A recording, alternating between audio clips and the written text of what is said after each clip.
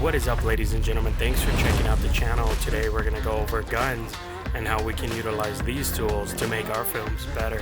Whether you like them or not, they add a sense of danger and conflict to some of our favorite films.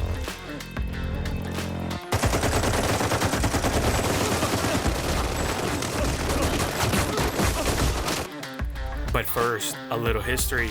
In the 1890s, the first film to feature a gun was supposedly Little Sure Shot that depicted Annie Oakley shooting a rifle. Edison wanted to see if his kinograph could film the smoke exiting from a firearm. As we can see here, it worked. Now that that's done, let's move on to our first subject, blanks. The closest thing to real guns these firearms have welded pieces of metal or a plug in front of the barrel that helps it stop bullets from traveling through. They utilize cartridges that do not contain bullet tips. They still, however, contain gunpowder, which allows it to shoot and expel gases, which allows it to be depicted as a real firearm. The cool thing about these items is that they can also be field stripped like real guns. The downside to these items are that they're really expensive, and the available options for blank firing guns aren't that great for the average person, as you need licenses or permits for some of the higher end stuff, which might not be worth it for some, but if you like having the closest thing to the real deal, this might be it. Now, let's move on to everybody's favorite subject.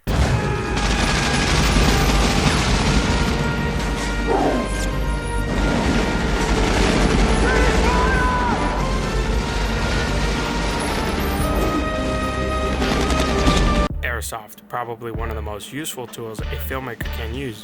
These items range from super expensive to dirt cheap. The variety is endless. They have guns that run off of electricity, green gas, or CO2, so you're not limited to one source. Another cool thing about these items is if it breaks, you can either replace the part or just buy another one, depending on what type of airsoft gun you buy. You can also field strip the higher end ones like a real gun. I personally prefer green gas ones. They add a sense of realism for the actors and they emit muzzle smoke, which I don't have to add in post. So if you like cost-effective items and the ability to replace parts, this might be it. Now, let's get creative. Do you need a gun? Well, that's up to you. Not all films need real guns like sci-fi movies or comedies. You can even use just your hand as a weapon, or items like rubber guns. They can be molded into any type of weapon you need, and probably one of the cheapest options you can use. Or if you like playing with Legos, you can just build them depending on how much time you have. You can hand make most of these weapons. The bonus to this is if you're a huge cosplayer, you'll enjoy your time making these items. If not, you could buy these items off of Etsy or eBay. You can even 3D print most of these items yourself. The only thing about 3D printing is it's relatively expensive and it's kind of a difficult learning curve. It also has a huge time constraint, so if you need items fast, you'll most likely need more than one 3D printer running at once.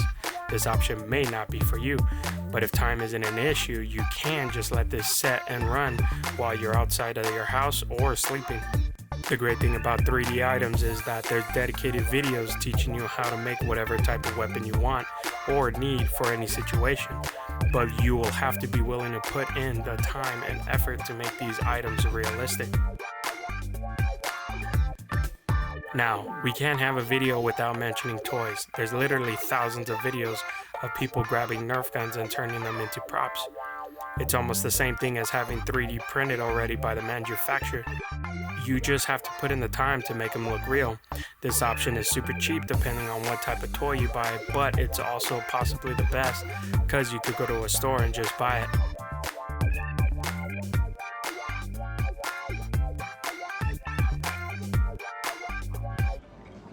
My dead body.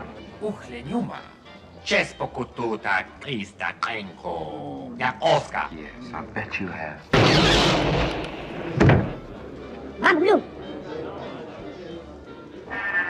Alright, let's move on to gun effects, possibly the most crucial thing about making a gun look realistic for our films. But first, a little history. It's said the first movie to use computer animation was Alfred Hitchcock's 1950s Vertigo, and supposedly the first film to use CGI was 1973's Westworld. It used digital image processing to create the perspective of an android. Now, let's move on to our first subject.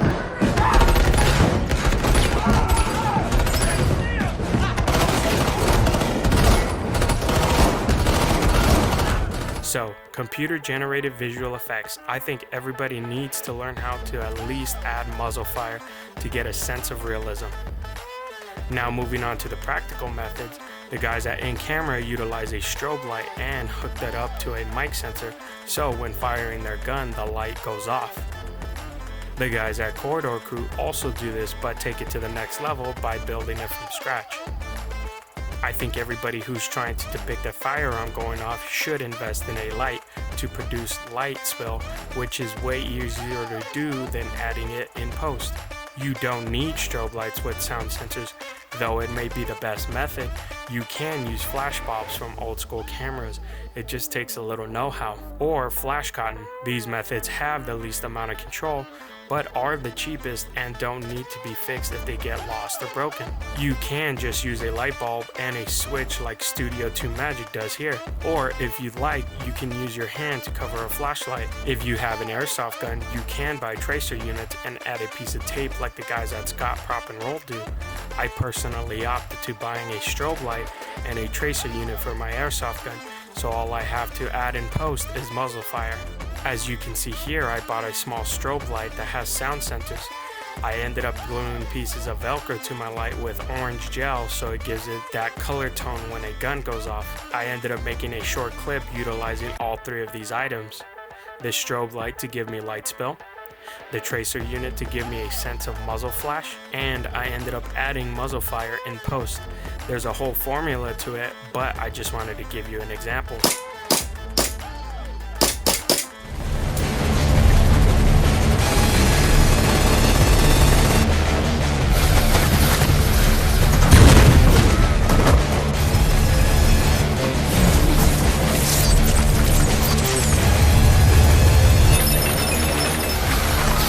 So, the next topic is impact effects.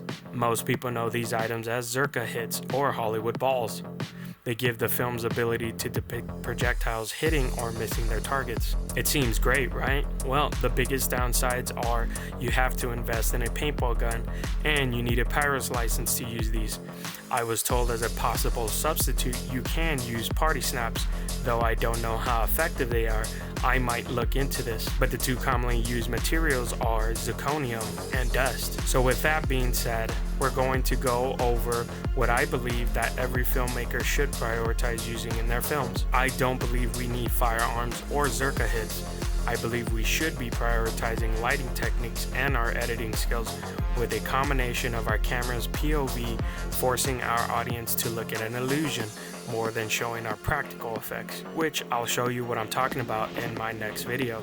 So, Have a nice day. remember to create, paint, and play. Till next time.